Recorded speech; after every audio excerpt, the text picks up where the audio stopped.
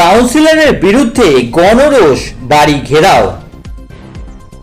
হুগলি জেলার শ্রীরামপুর পৌরসভার 25 নম্বর ওয়ার্ডের রাস্তাঘাটের বেহাল দশা ও জল নিকাশি ব্যবস্থার সমস্যা নিয়ে স্থানীয়রা ক্ষুব্ধ। বুধবার বিপুল সংখ্যক মহিলা ও স্থানীয় বাসিন্দা কাউন্সিলর শর্মিষ্ঠা দাসের বাড়ি ঘেরাও করে বিক্ষোভ দেখান। বিক্ষোভকারীদের অভিযোগ, সোয়ারেজ লাইনের পিনগুলো উঁচু হওয়ার কারণে নর্দমার জল উপচে পড়ছে এবং অপর্যাপ্ত নর্দমার জল নিকাশি ব্যবস্থার কারণে ঘন ঘন দুর্ঘটনা ঘটছে এবং জল জমে থাকার পরিমাণ বেড়েছে। বারবার অভিযোগ করা সত্ত্বেও সমাধানের অভাবে এদিন বাসিন্দারা ক্ষুব্ধ হয়ে ওঠে। কেন বিক্ষোভ দেখাচ্ছেন আপনারা? কেন বিক্ষোভ দেখাচ্ছেন?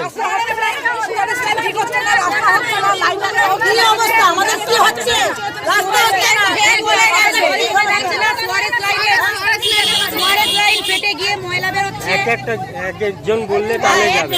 আমাদের যে ময়লা বেরোচ্ছে, আমরা রাস্তা হাঁটতে পারছি না, জল প্রচুর, সোলার সিটির জল ঢুকছে, এই জল এই দিক দিয়ে জল আমরা কোথা দিয়ে যাবো? আমাদের কি অবস্থা? এতগুলো লোক বাচ্চা কাচ্চা পড়ে যাচ্ছে, আমাদের পরিস্থিতি প্রচুর খারাপ।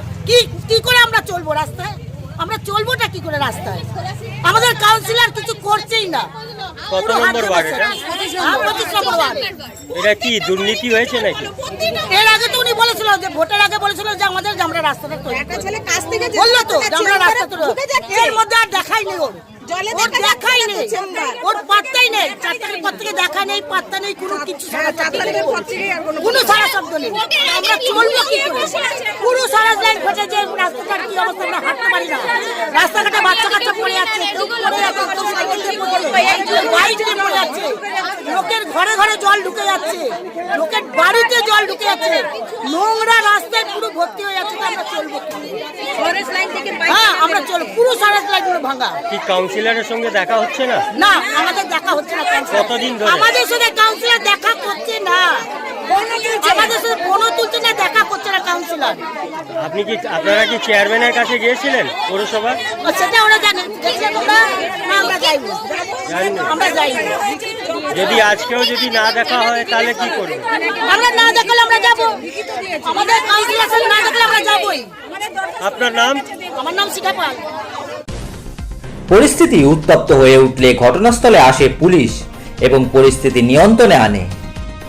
যদিও এদিন পৌরসভা 7 দিনের মধ্যে সমাধানের আশ্বাস দিয়েছেন, তবে স্থানীয়রা সতর্ক করে দিয়েছেন যে অবিলম্বে ব্যবস্থা না নেওয়া হলে তারা আরও তীব্র প্রতিবাদ করবেন।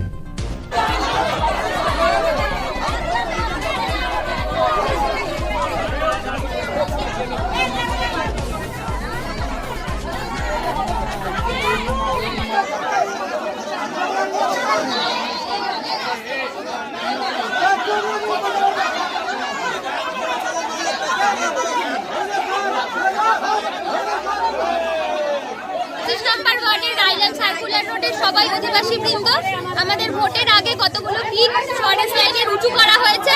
রাস্তার থেকে সেই পিটগুলো অনেক উঁচু, যে কোনো সময় প্রত্যেক দিন অ্যাক্সিডেন্ট হচ্ছে।